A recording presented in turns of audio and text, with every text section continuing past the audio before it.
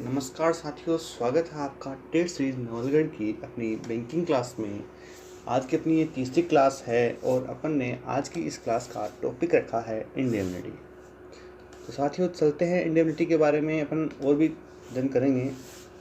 Indemnity का अगर हिंदी में अनुवाद देखें तो होता है क्षतिपूर्तियाँ, मतलब क्षति की पूर्ति।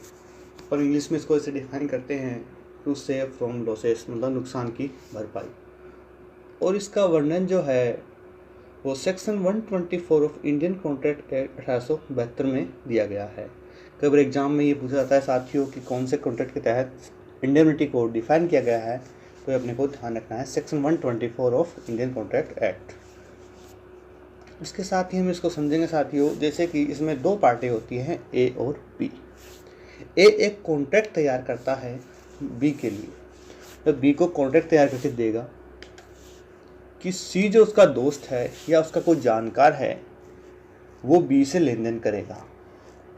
अगर बी को सी से किसी भी प्रकार का लेन देन में नुकसान होता है तो उसकी भरपाई ए करेगा, इसके लिए सी उत्तरदायी नहीं होगा। तो इस कॉन्ट्रैक्ट को ही साथियों कहा जाता है इंडेमनिटी। इस कंडीशन में जो ए है उसको हम कहेंगे इंडेमनीफायर और बी को कहेंगे इंडेमनिटी होल्डर। चलते साथियों इसको परिभाषा समझने के लिए, एक व्यक्ति किसी अन्य व्यक्ति को ऐसी किसी हानि से बचाने का वचन देता है जो स्वयं वचनकर्ता के कृत्य अथवा किसी अन्य व्यक्ति के कृत्य द्वारा हुई हो।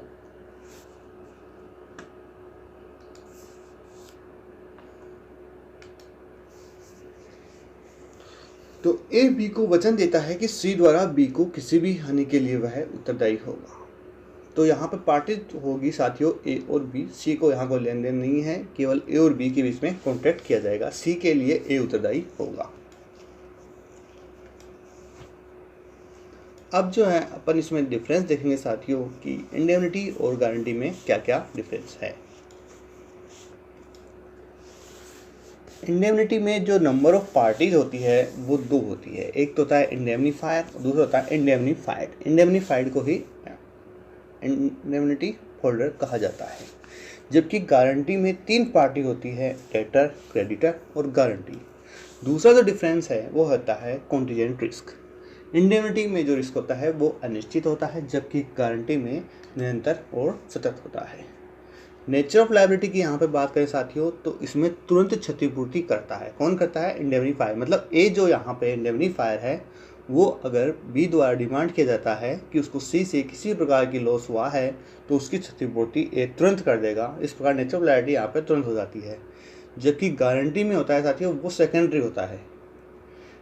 गारंटी में सेकेंडरी इसलिए होता है साथियों कि जो बोरोवर होता है वो प्राइमरी होता है, उसको क्षतिपूर्ति का भुगतान सर्वप्रथम करना होता है। अगर वो इंसॉल्वेंट हो जाए या किसी और कंडीशन हो जाए तब सेकेंडरी जो होता है वो होता है गारंटर।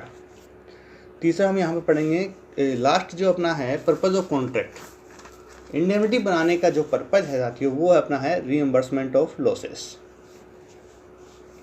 नुकसान की भरपाई। जबकि गारंटी में केवल एक सिक्योरिटी के रूप में कॉन्ट्रैक्ट किया जाता है ताकि बोरोवर पर दबाव बनाया जा सके, नुकसान की भरपाई की जा सके।